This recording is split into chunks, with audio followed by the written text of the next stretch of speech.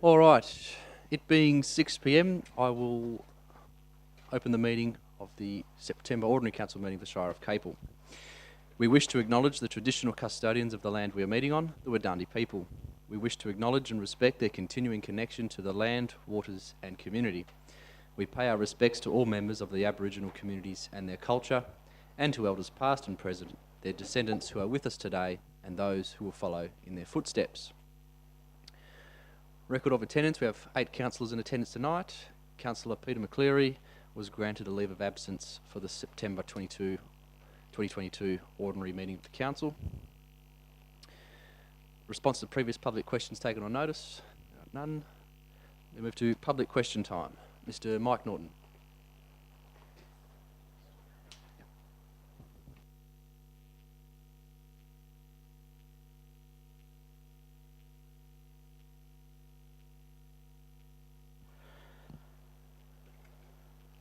Kieran.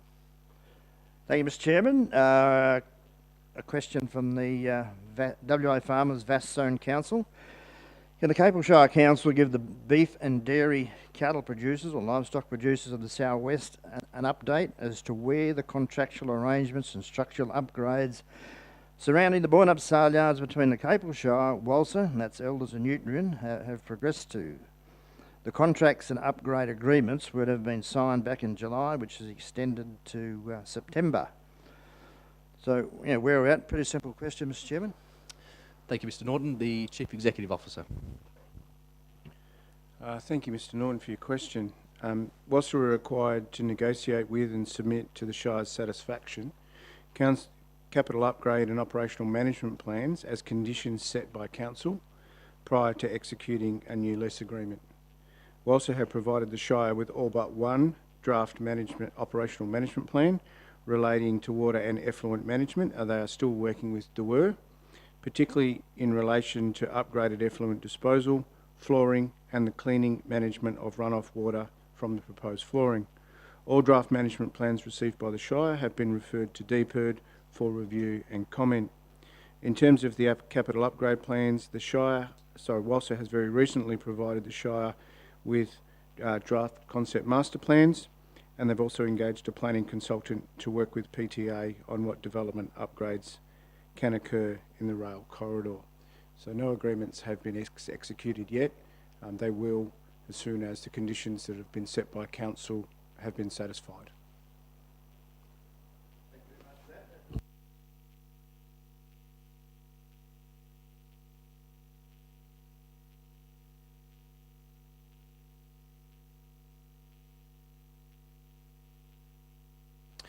Sorry, Mr. Norton, the microphone's not working. We'll just make sure we get it on record.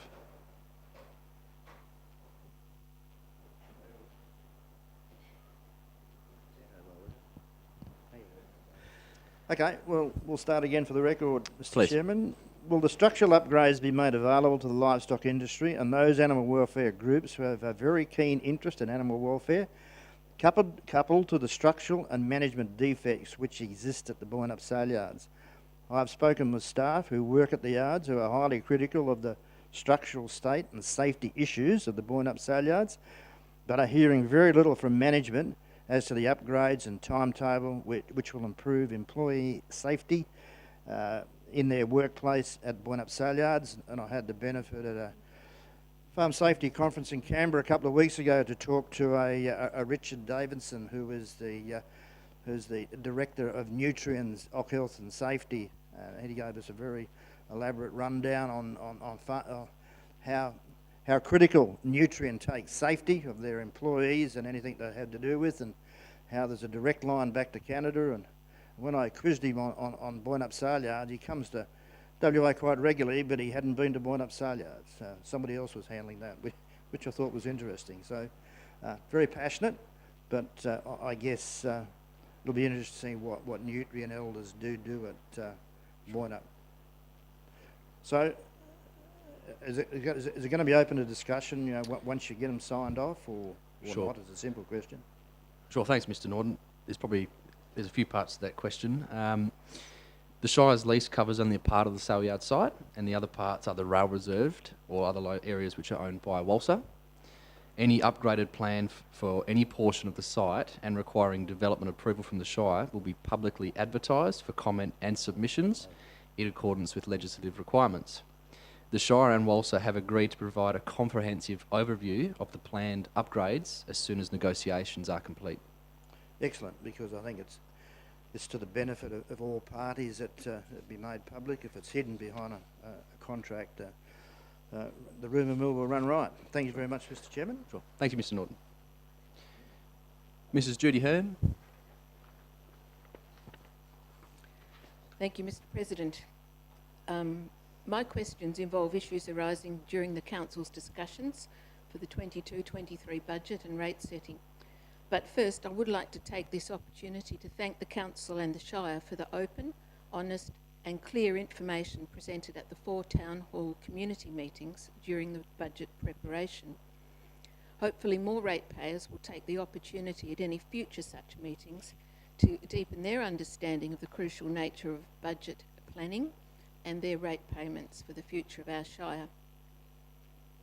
So, the published budget papers made clear that councillors had many opportunities to participate in pre-budget meetings and workshops to help shape the proposed budget. But despite this, during the meetings, several apparently unexpected and uncosted amendments surfaced, which had the potential to significantly impact on income and undermine expenditure planning, which had been based on the already and previously council-approved corporate and community plans. One such amendment, proposed by a councillor who'd apparently had concerns about this for some time, resulted in what is expected to be a $170,000 decrease in revenue on the formulated budget. So, to allow councillors to meet their obligation to be fully informed before voting on motions, could this and other amendments have been raised earlier in one of the many pre-budget workshops, so that all councillors would be asked, who would be asked to consider them, could have been provided by the Shire officers with research costings and information as to the impact of the proposal and what adjustments would be required to plans if those amendments were approved? Thank you, Mrs. Hearn, for the question. The Shire has imposed late payment and instalment payment interest rates on rates received after due dates on previous annual budgets. The exemption to this occurred in the financial year of 2020-21, when local governments were required to freeze this charge for 1 year through the introduction of the COVID relief initiatives.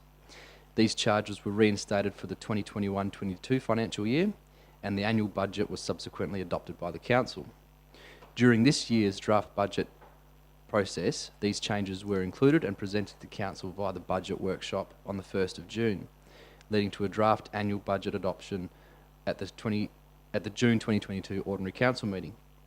During the final annual budget presentation at the July 2022 Ordinary Council meeting, councillors voted in favour of excluding these charges in the annual budget, resulting in a revenue shortfall of $170,000 and the need to complete budget adjustments as a result of reduced income.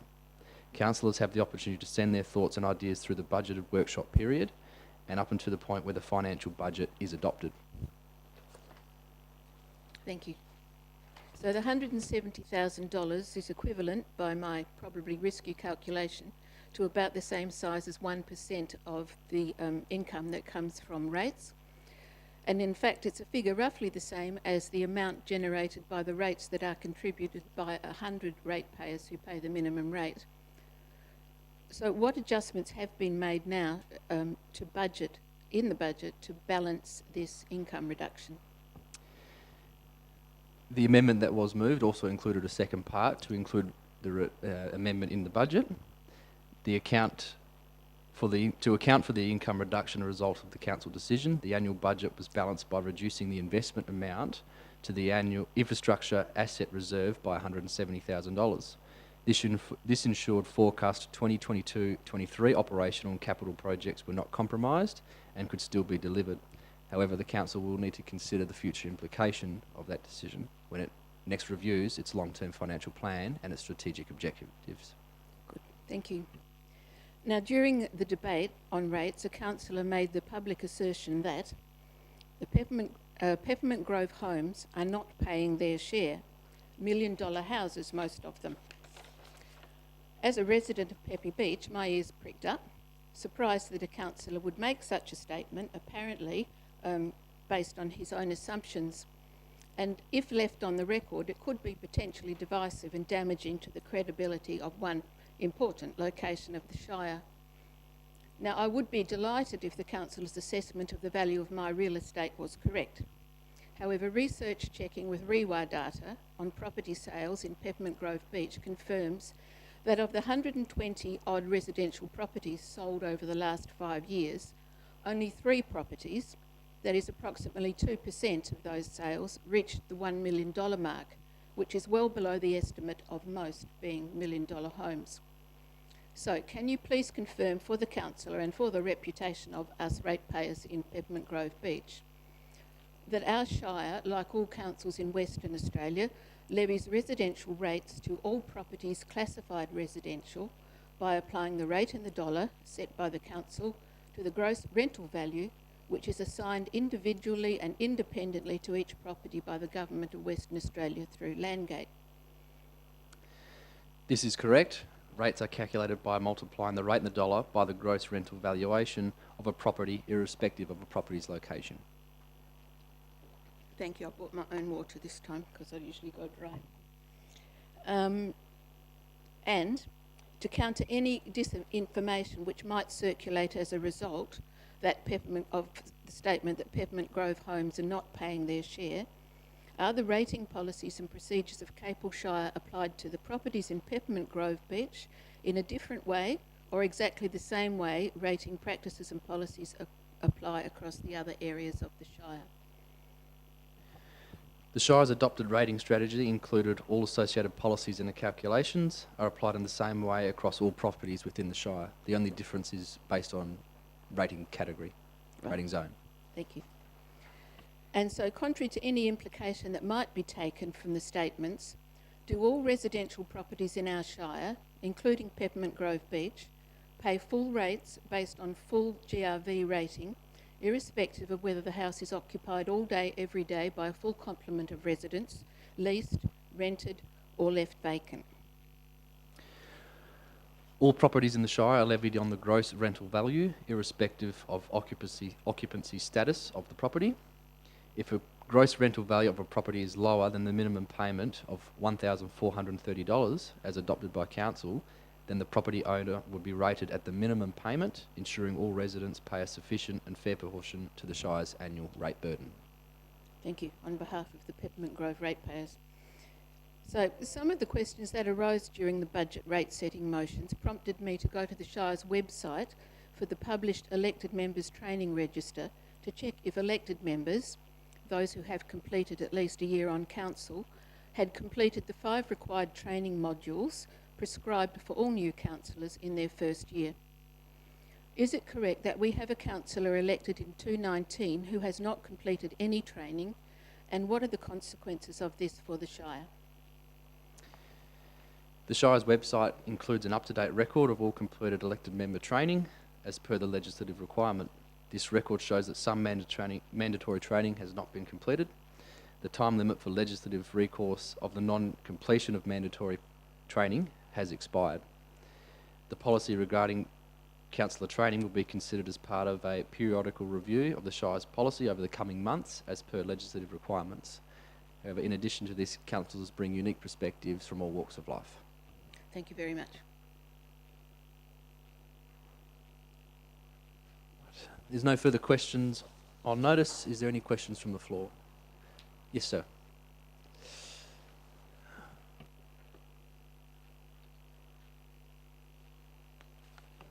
Good evening. My name is Dr. Don Finlay. I'm a cattle veterinarian. I emailed these questions about 4 p.m., so perhaps they didn't make it to the agenda for the questions sections. Question 1. When is shelter from heat to be erected at Boynup cattle sales yards for the patrons and for the Walsa staff and for the sale animals? Apologies, Mr. Finlay. I didn't quite catch that question. I can reread the question. Yes, please. When is shelter from heat to be erected at Boyd Up Cattle Sales Yards for the patrons as well as the staff of WALSA and the sale animals? Thank you, Dr. Finlay, the Chief Executive Officer. Thank you, Shire President, Mr. Finlayson. The Shire President and I covered as part of the response to Mr. Norton's questions, the Shire has only very recently received concept plans from WALSA. This includes proposed shade over the selling pen area and basically sellers buyers area, so the human area as well as the animal areas. Staff are currently assessing those proposed concept plans and will provide feedback to WALSA on those. Our intention is to be able to assess and provide approvals for shade at the sale yards as quickly as we possibly can to enable that to occur prior to the coming summer. Would yourself or WALSA be able to answer the when part of this question? The Chief Executive Officer. Through you, Shire President, we're currently working on finalising a meeting with WALSA next week to have a complete understanding of deadlines in terms of when our negotiations with WALSA will conclude and allow us to consider whether or not any approvals are required to install the shade shelters. So we expect to have that answer in the next couple of weeks as a short version. So I take it then there are deadlines attached to this shade concept in your agreement? The Chief Executive Officer. Through you, Shire President, we are working with WALSA to ensure that the shade is provided in time for this summer. As I said, we were looking to have a meeting next week with WALSA to make sure that we have an understanding and they have an understanding about when the deadlines are to finish our negotiations and allow the capital upgrades to commence. Okay, thank you. Mr. Norton referred to Nutrien, a multinational Canadian company, and their health and safety. The shade falls into that for their employees, and I guess you can't answer for them. The second and third questions relate to animal welfare at the cattle sales yards, and I will withdraw those questions because I don't think you are in a position to answer any of those. But I will ask the number 4 question. Has the Shire CEO had any communication from DPIRD, Department of Primary Industries and Rural Development, regarding animal welfare regulations for sales yards in Western Australia, gazetted November 2020? You did mention DPIRD, so I'll throw that out. The Chief Executive Officer. Through you, Shire President, and probably just to cover a couple of the questions, Mr. Finlayson, that you didn't ask. We've been in constant contact with DPIRD throughout the entire negotiation process with WALSA around the capital upgrades and the operational management plans. WALSA has submitted a draft animal welfare operational plan to the Shire, and that's been referred to DPIRD for comment. That includes things such as pen stocking numbers, availability of water, and a range of other matters. And as I said, we're in constant contact with DPIRD as part of these negotiations around the lease in relation to animal welfare regulations. and those that we get as gazetted in November. Bravo on the pen stocking numbers. Thank you. So, in effect, the penny could drop as long as environment and water gives you some kind of tick in a box. That was my understanding from discussion earlier, that that's what's making it stay suspended. Yes, we're waiting for final conditional approvals from the Department of Water regarding water runoff and effluent management. What if those approvals did not come? We would discuss that matter with the operator at that point in time. Thank you. Thank you, Dr. Finlay. Are there any further questions? No, we'll move to applications for leave of absence. Are there any requests?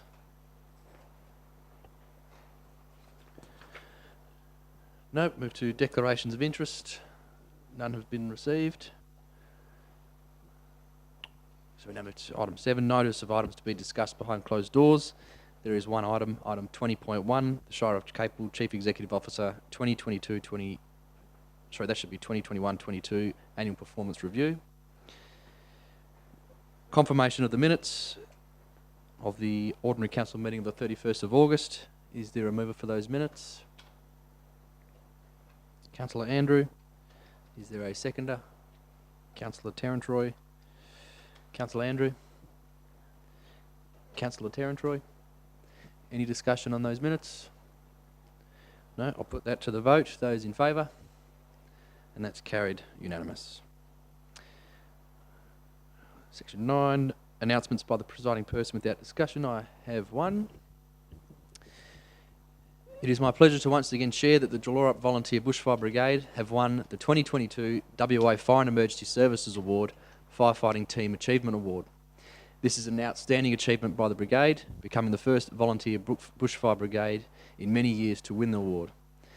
The Jalorup Bushfire Brigade was nominated by Jodie Harns, MLA, for their community engagement approach, including assisting elderly residents in hazard reduction around their properties, providing an active Facebook page, providing community preparedness information, hosting multi-agency bushfire awareness and emergency information sessions, developing local preparedness campaigns, including the brigade YouTube clip, supporting deployments to campaign fires across the state, and of course helping Santa on his annual lolly run. This award, which is up here in front of me for all to see, is well deserved and well earned recognition for the fantastic work the brigade does in raising awareness for bushfire safety, mitigating risk to property, and keeping the community informed. Special congratulations go to Captain Glennis Malatesta and FCO Jeff McDougall, who are with us in the gallery today, for going above and beyond to support the brigade and spreading awareness. The Shire of Capel is immensely proud of our bushfire brigades, but very well done to the Jalorup Volunteer Bushfire Brigade. Thank you.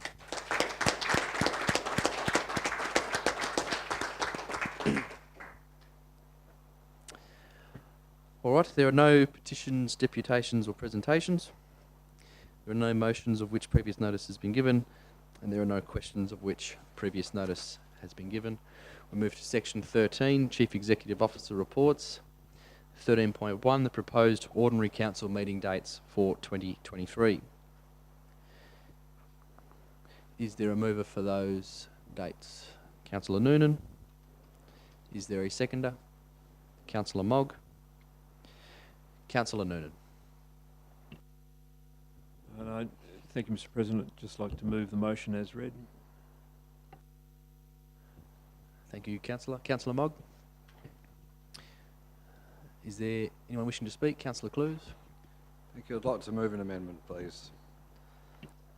Yes? To remove Wednesday, January 25th from the schedule.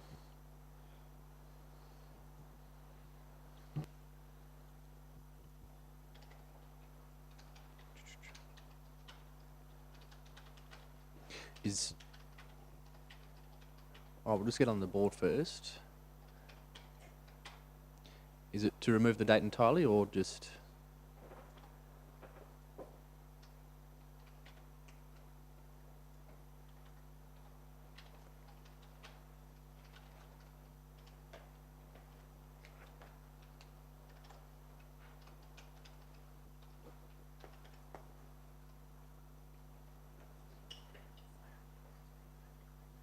recognise that.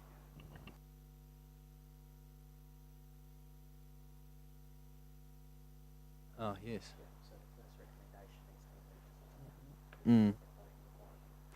Yes, sorry, the Deputy President's just, I've jumped the gun. We're on Officer's Recommendation 1, which is the decision to revoke the previous decision.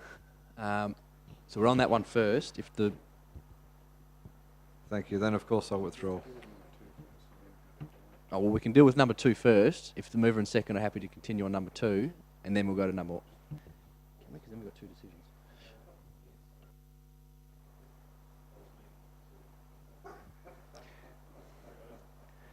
All right, so we're dealing with Officer's Recommendation number 2, which is regarding the approval of ordinary council meeting schedule for 2023. Councillor Cluse is moving an amendment. Yes, then I do not withdraw. Yes, thank you. Pardon? Then yes, I do not withdraw. Okay. Then. The amendment is on the screen. Is that how you wish to be worded?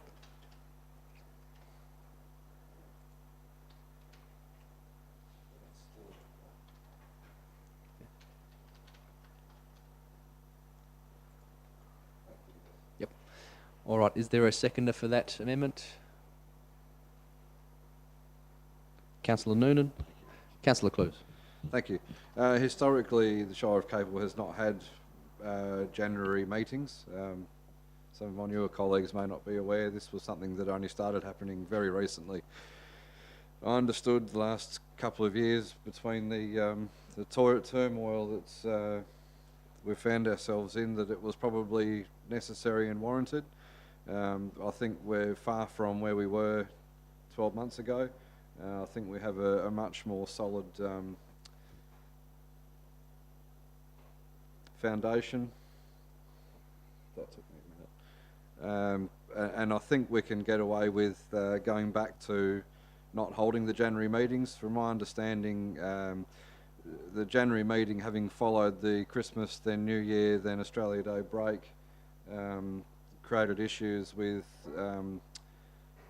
staff availability for a significant period of time. It was also a period of time where the Shire would, support or I think a lot of staff would choose the month of January to take leave as well. It was just something that always happened, and I think it was a good practice that I'd like to see us return to now that we're in a much better position than we were. Councillor Noonan. Thank you, Mr. President. A question, if I may, through you to the CEO. The impact on staff and the number of motions or things that are likely to be coming up in January. What sort of workload would that then transfer to February, and could things be brought forward to November, given that we don't have a December meeting? Sure. The Chief Executive Officer. Through you, Shire President, I guess our thinking was in having, not recommending to Council to not have a meeting in December because it followed so closely after November. That would also provide the opportunity for staff to have a reasonable break before Christmas and into January, and then return and undertake any reports planned for January.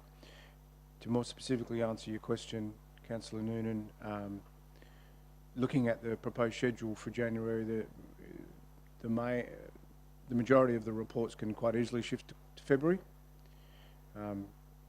Probably the only other one, the only main item that may be a little bit more time critical is around Council looking at the future asset management strategy, which obviously then leads into the preparation of program of works and draft annual budget preparation. So I don't know if the Director has any comment in relation to moving that forward or pushing it out a month in February. The Director of Community and Corporate Services. Hello, thank you for your question. just thinking about the schedule that we've got coming forward for January and February, as the CEO referred to, the asset management strategy is critical in you being able to have enough time to be able to absorb what we're going to be presenting to you there, and it does feed into the programme of works. And the programme of works we've scheduled to be presented to you sort of through February and March, just so then we can incorporate that into the budget management process. There's also a bit of work probably around that time to do around the long-term financial plan. So during the workshop that we recently had about that, we're reintroducing a new long-term financial plan based on a different sustainability modelling. So from my perspective, it would be good if we can continue with the January meeting for that purpose, or else I think the two meetings leading from that will be pretty heavy. Thank you, Director. Councillor Noonan, you still have the call. Thank you, Mr. President. I think given that we haven't got we're not having the December meeting this year, I think that it might end up putting quite a burden on the February and March meetings, and so that if the staff do traditionally take their holidays through January, if that work can be completed in the time that they've got in December, that otherwise be preparing for meetings, and then in January when they get back, that would be great. I think if we do actually keep the January meeting. Thank you. Is anyone to speak against the amendment? The Deputy President. Thank you, Mr. President. It's not rather whether it's January or December that is the contentious point for me. It is that with the amendment, what we would be proposing is only 10 meetings in 2023, and subsequently, if the other recommendation was to also pass, it would mean that council would not meet again for 2 months or 3 months. So I, for one, this agenda, very small, is not one to go off by standard of what our agendas have been in recent years, but I think it sends a very poor message when we start to reduce councillors' time here in the chamber over the course of the financial year.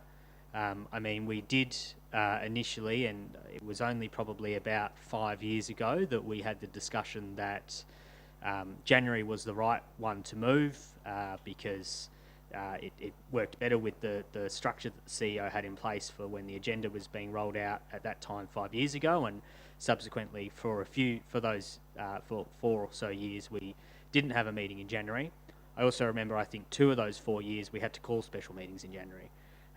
So we, quite frankly, I think it should stay there. I'm not going to debate the December point yet because that will come up next. But the same principle applies. I do not want to decrease to a huge amount anyway, the amount of time that council spends here in this chamber, and I'm very concerned about the message that we send as we through our own decisions, reduce our load throughout the year. Anyone wishing to speak in favour of the motion? Anyone wish to make any comment? Councillor Tarantroy. I'm not in favour of the amendment, and I urge my fellow councillors to vote against it, for the simple fact is that we've had so much reading since I became a councillor, and I think reducing our meetings to 10 instead of 11 is, putting too much workload on councillors to get all the reading done so that we can be competent when we are in the chamber. Yeah, so I'll be voting against this amendment. Are there any other speakers to the item? Councillor Clues, do you wish to close? Thank you. Quite foolishly, I now realise my intention was in fact to remove January, but to put in place the 20th of December meeting. So thank you for everyone for collecting on that one. I guess it's too late to do so now, so what's the best process? Move to a vote and try again with the correct dates.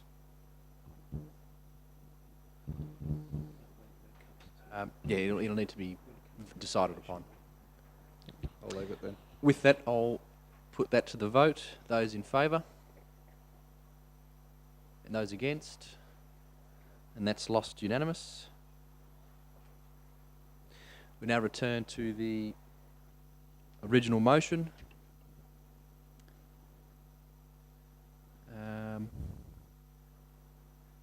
Councillor Clues, you still had the call.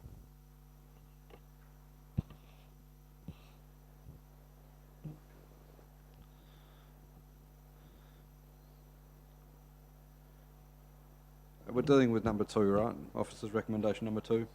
Yes. Then I will move an amendment to include 20th of Wednesday, 20th of December, Wednesday 20th of December, and remove January 25th.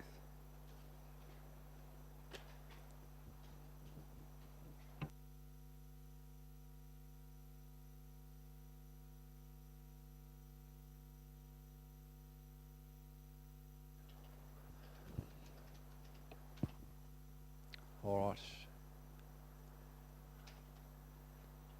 Happy with that up on the board?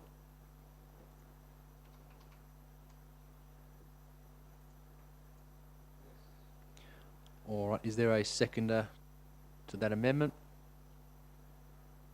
Councillor Noonan. Councillor Clues.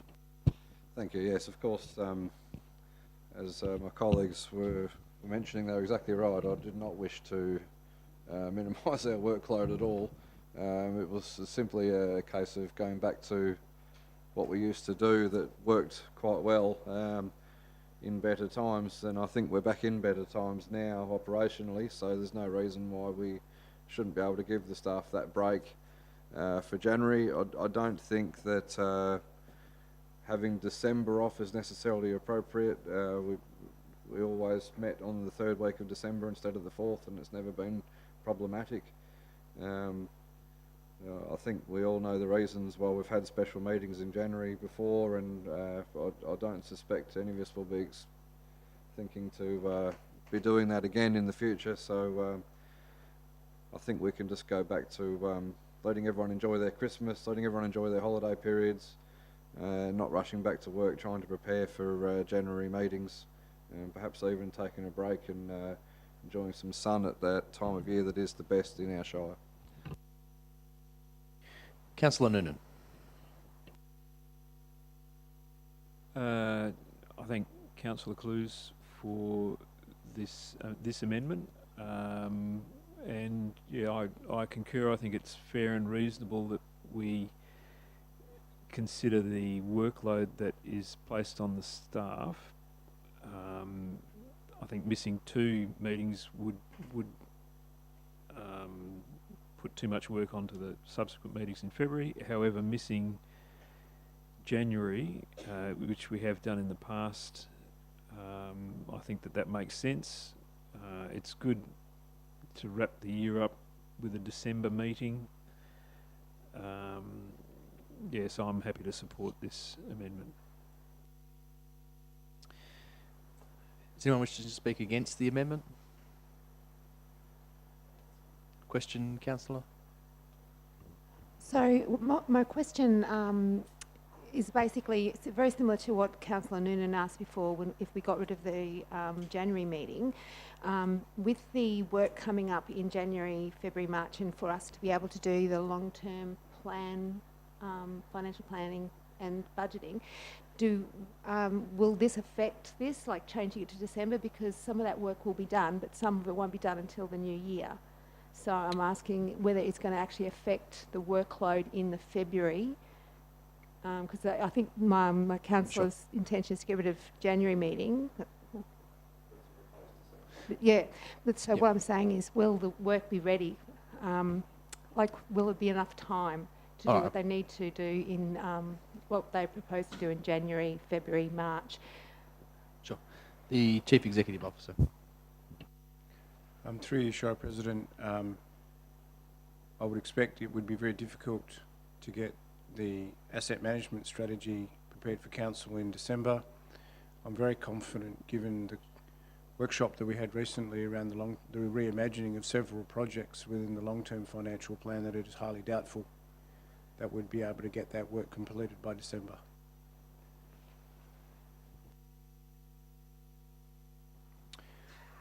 Question, Councillor Clues? If I may, thank you. Is there a statutory reason why it must be done by January? Is it problematic pushing it to February? The Chief Executive Officer. There's no statutory requirement, Councillor, it really, through you, Shire President, no statutory requirement in terms of reviewing the long-term financial plan in either January or February. It's really then how it then flows into the next budget cycle, and whether or not we have enough time between finalising the long-term financial plan and then moving into program of works and next year's budget preparation. Question, Councillor?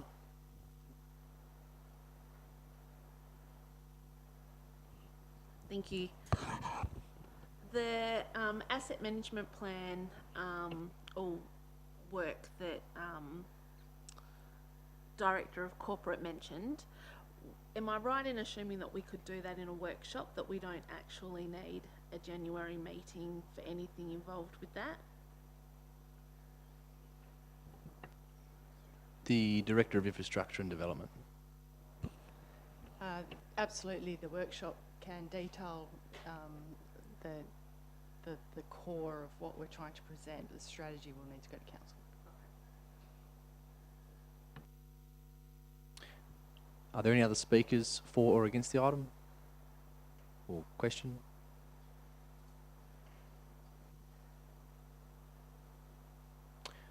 No? Councillor Clues, wish to close? Thank you very much. Yes, so I thought I'd caught that too, Councillor Andrew. Thank you kindly.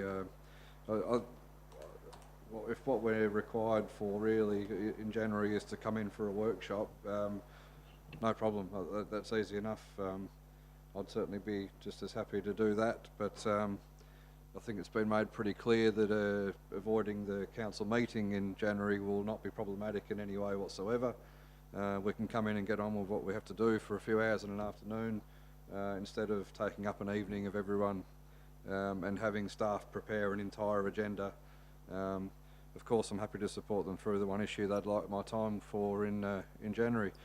As far as having to rework how things flow, well, look, that's what we're here to do, is to decide what months we want to have our meetings so that we can then work from there to figure out how it all flows through the year. So again, there's no problem. That's what we're doing. Yeah, I think this would be a good change for everyone, good change for staff.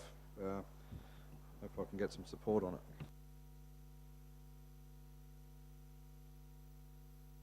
All right, I'll put that to the vote. Those in favour? And those against? And that is 4-4. That requires a simple majority.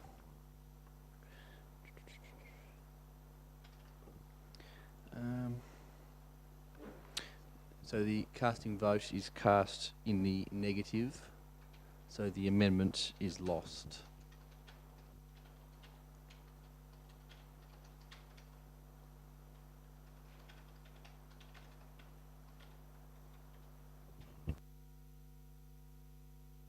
So we return to the original motion. Are there any other speakers on the item?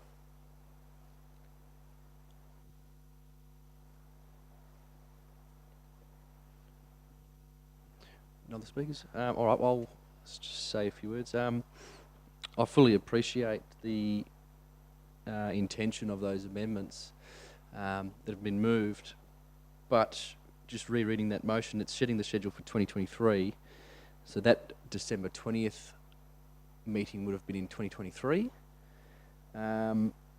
But I just, under the new agenda releasing program, seeing as we're doing the agenda 2 weeks prior to when we used to now, getting 2 weeks of advance notice, if the proposed November meeting date of the 29th, it would mean there's only just over 2 weeks between that meeting and the next council meeting, so that would be a very tight crunch to get the agenda together in that time. So I agree with the officer's recommendation in that we don't have a December meeting this year, instead do have a January meeting, so that gives the staff the break then, but then that gives also the time that usually would have been reserved in December, and then some weeks back in January to get an agenda prepared and ready for the January meeting. So I think it's achieving the same intention of the amendments. It's just the other way around. Instead of the January meeting off, it's the December meeting off. So the outcome's the same, just different months. All right. Are there any other speakers to that motion? No. Councillor Noonan, do you wish to close? Thank you, Mr. President. I suppose we are achieving the goal of getting all of the work done, and I think that's what we have to do as councillors, but very mindful that the work that we have to do, or the decisions and the reading decisions that we have to make, depend upon the work of the staff, and I think that we do have to be conscious of giving the staff a break over either December or January, and I think that's good that we're doing that we're taking one meeting out. I would be interested, certainly happy to for the recommendation to go through as proposed, but I would be interested and for the CEO and the Director of Corporate Communication to perhaps if they could give us some more feedback from staff, or if they could, make sure that staff are happy with the decision that if there's no imperative that the long-term financial plan has to be done by January, that if it is possible for things to work for that to go to February, I would hope that we could provide the staff, the majority of the staff, the flexibility in terms of meeting dates that would suit most of them and their families and their holiday arrangements the most. I think we have to be, that would be a good thing to do, I think. But obviously it looks like we're setting these in stone at the moment, so but perhaps for future years. Okay. So, I'll put that to the vote. Those in favour? Those against? That's carried 6-2.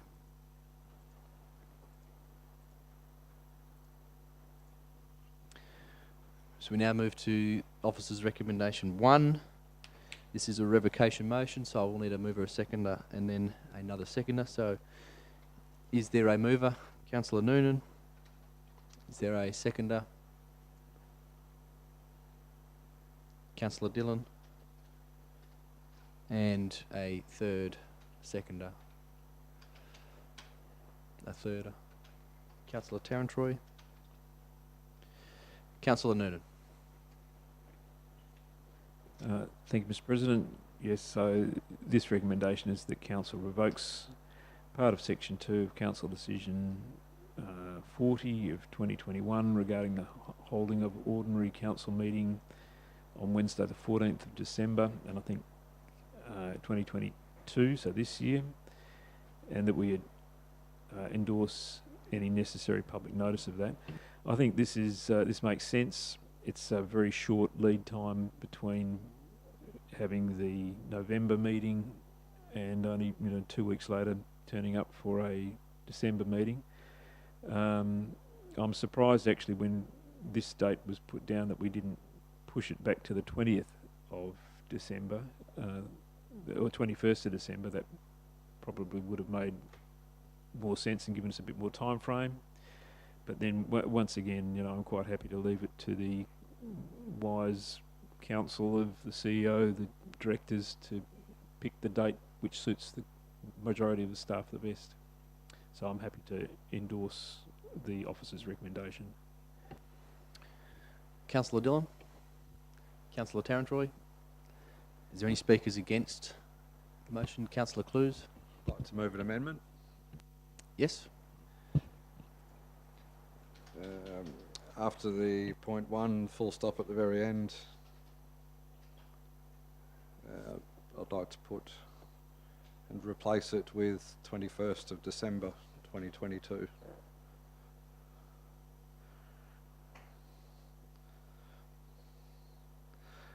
Just to replace that date with 21st of December 2022.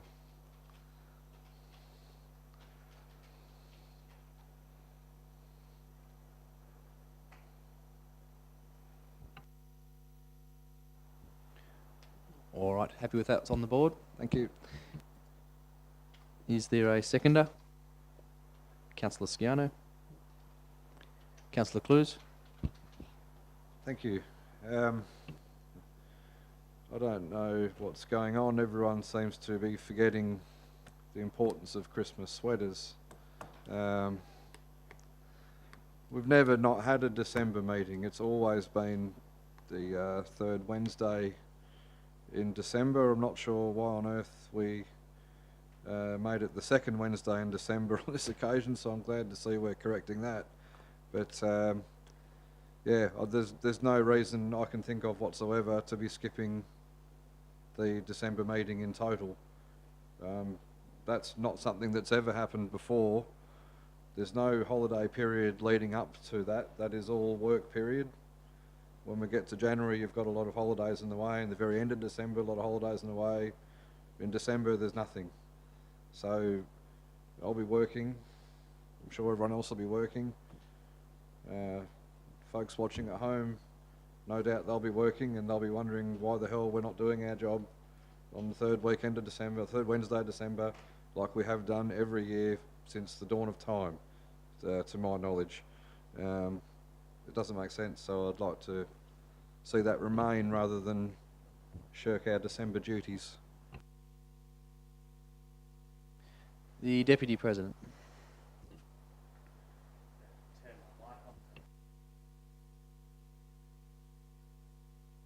Now we're on.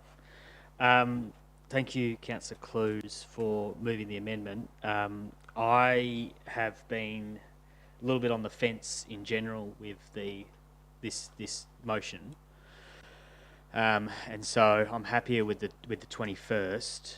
The reason that's been thrown around quite a bit is the new 2-week lead-in for the agenda, and as I see it, it's not a statutory requirement. So, you know, there is nothing preventing the CEO and staff presenting that agenda to us later than the 2 weeks, obviously with Council's knowledge and understanding that maybe it wouldn't be available within 2 weeks. Moving it out a week, if this is potentially the solution and Council is planning to keep a December meeting, I think this is a better option because we move out of that 2 week. So at the moment, obviously, with the 14th of December, with the 2 week lead in for the agenda, it would need to be ready at the November meeting. So I think moving that out to the 21st resolves that issue. I don't have a problem with being here on the 21st. I think the point's been made to a degree. These things don't start happening on the day after the November meeting. I think I supported the January back when we removed that 5-6 years ago.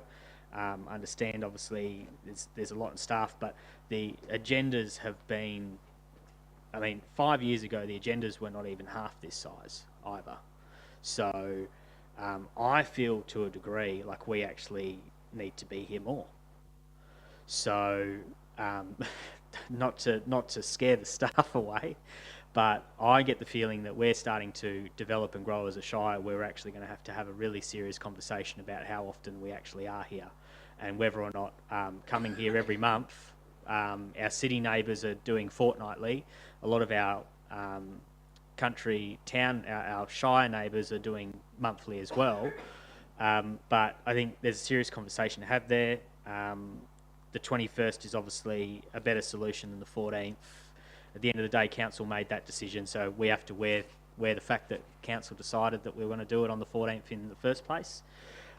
So appreciate the amendment, and yeah, we'll be supporting the amendment.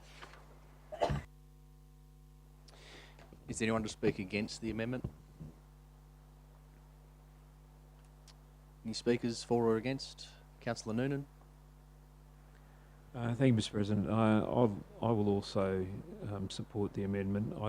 I think that even if the December agenda is small, it takes away from what potentially would be there in January.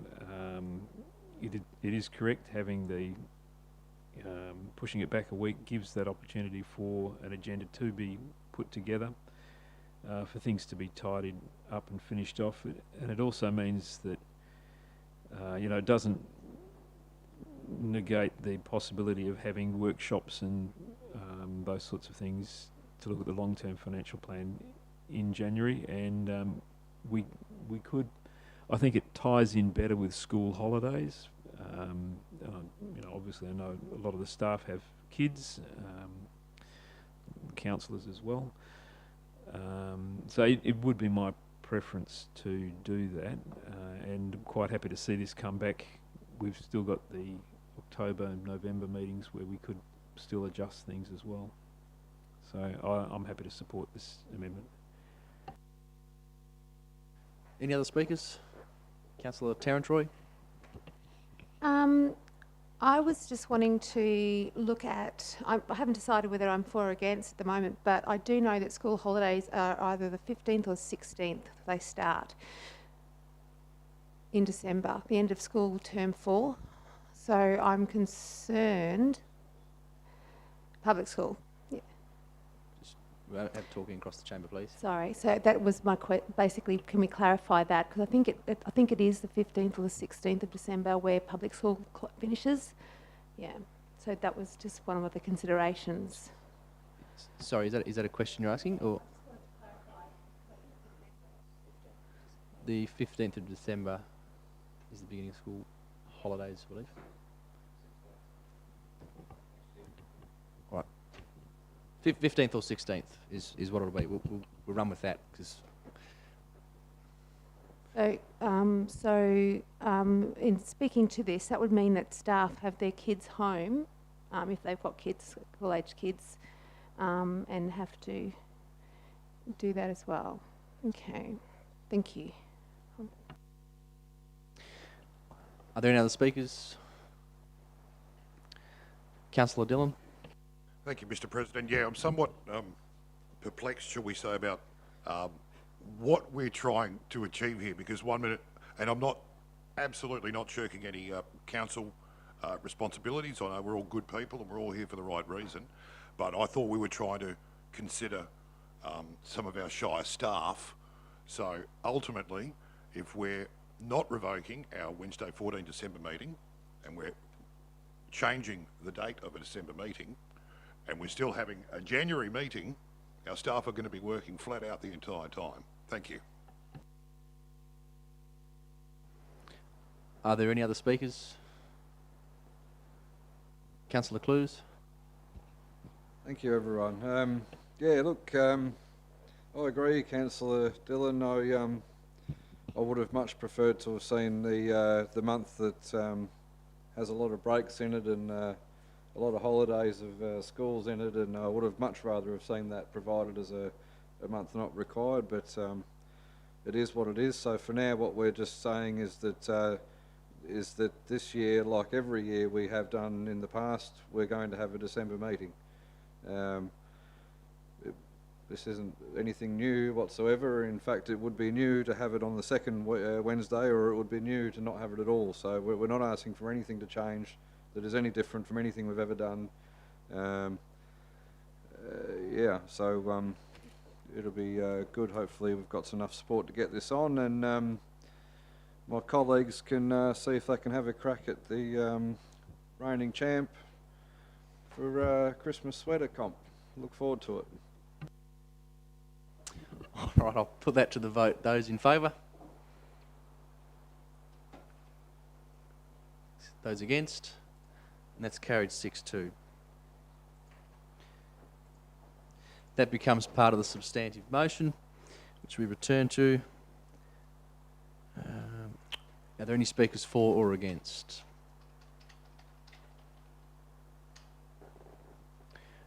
No. Councillor Noonan, wish to close? Thank you, Mr. President. I think we're slowly working towards a good solution, and so I'm happy to leave that as it is at this stage. All right, I'll put that to the vote. Those in favour? And that's carried unanimous.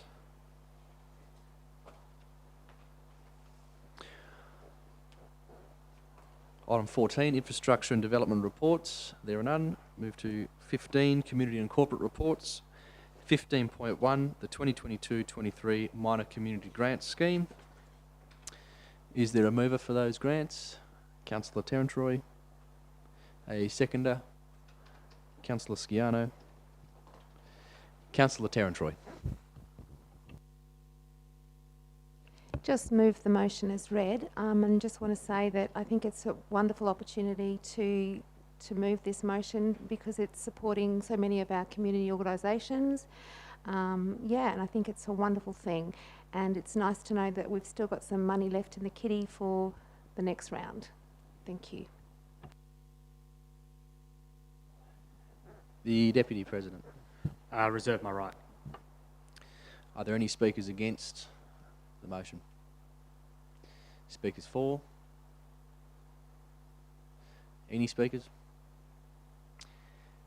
Councillor Terrentroy, just to close. Yeah, just in closing, that these grants are actually helping 20 community organisations, which is awesome. And the amount that we have left over is $4,705, which will go in the December round. So it's fantastic. With that, I'll put it to the vote. Those in favour? And that's carried unanimous.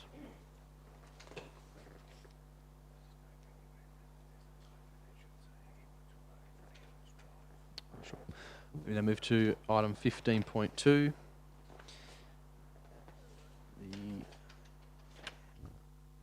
Sorry, I've got out of order here.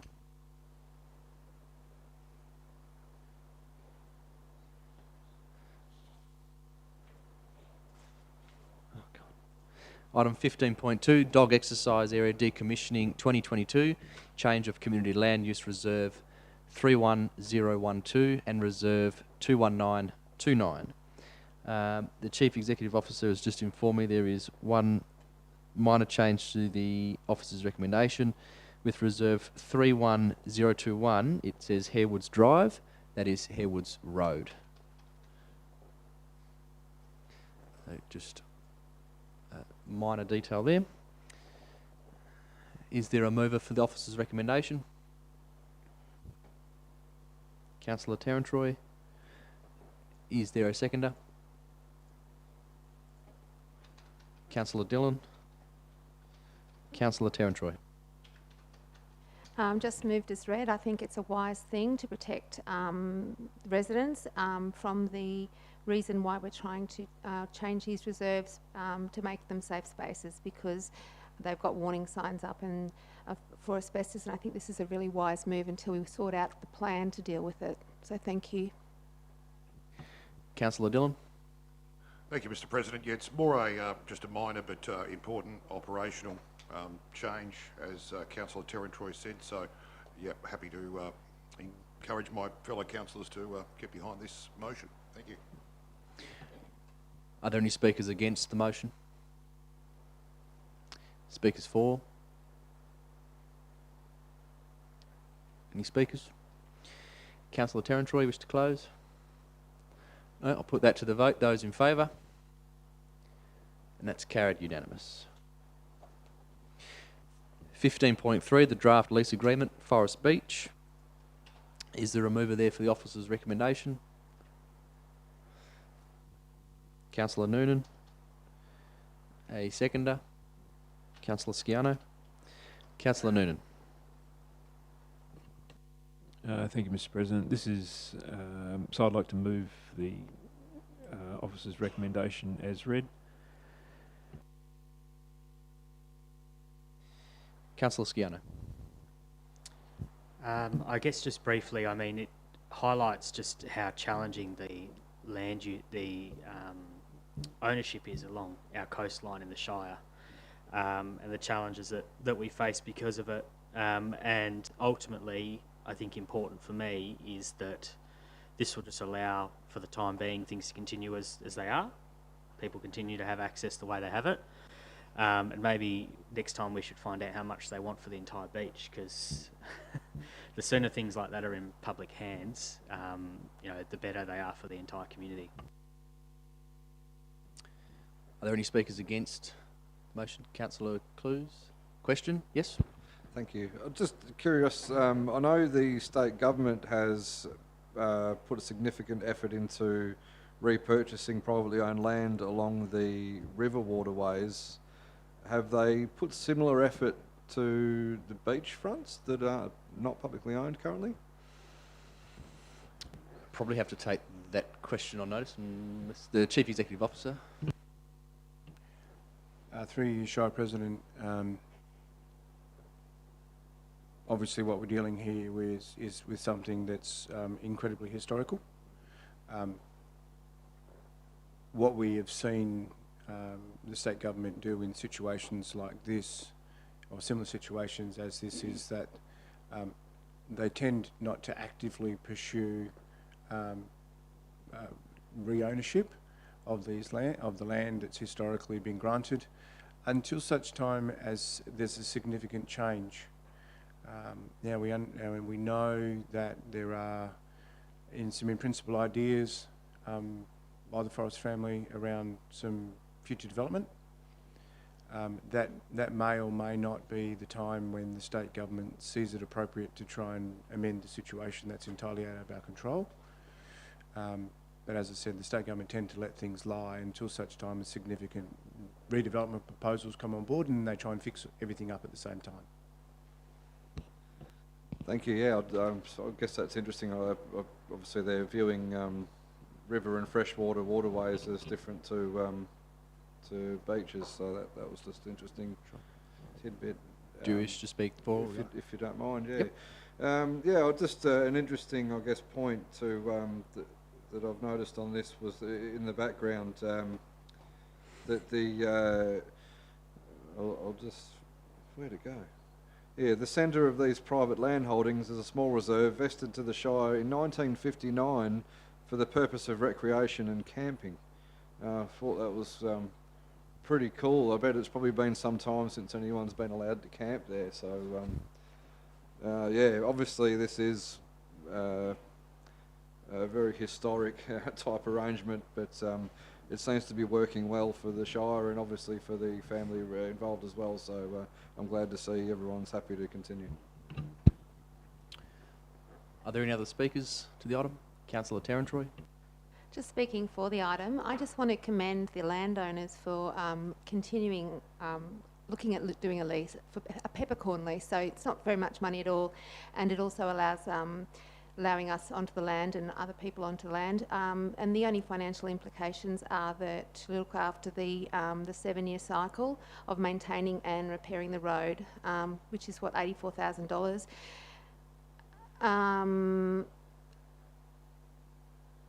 Yeah, and the $2,500 for legal costs. So I think this is wonderful, and I really am happy that this resident who is a landowner is allowing people access to what by according to their property title is a private beach. So this is a wonderful thing. Thank you. Are there any other speakers? Councillor Noonan, do you wish to close? No, thank you, Mr. President.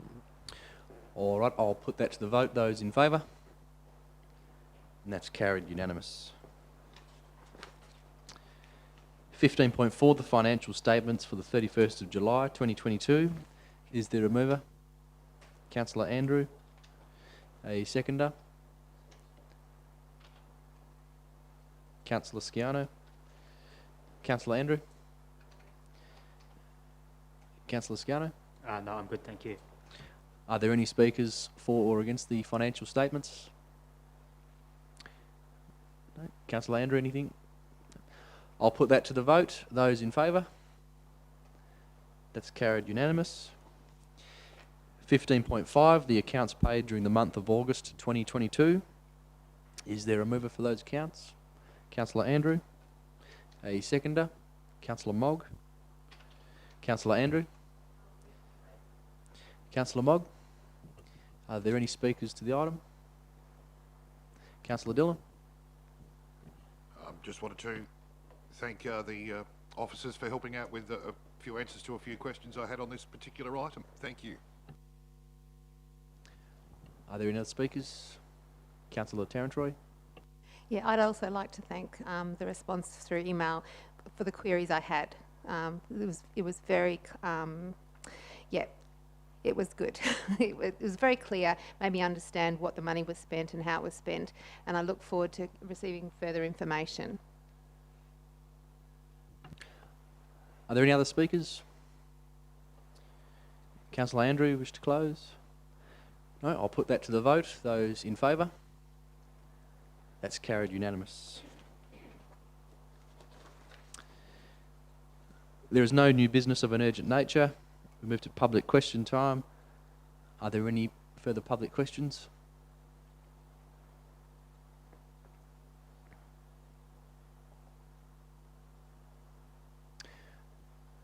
No, we move to motions without notice. Are there any? Nope. Are there any notices for motion for consideration at the next ordinary meeting of the council? Nope.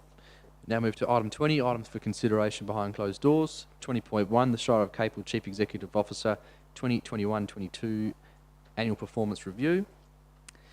This is a confidential item, so we will move behind closed doors. Yeah. Need a motion. Councillor Andrew, moving to go behind closed doors. Seconded by Councillor Clues. Put that to the vote. Those in favour? And that's carried unanimous.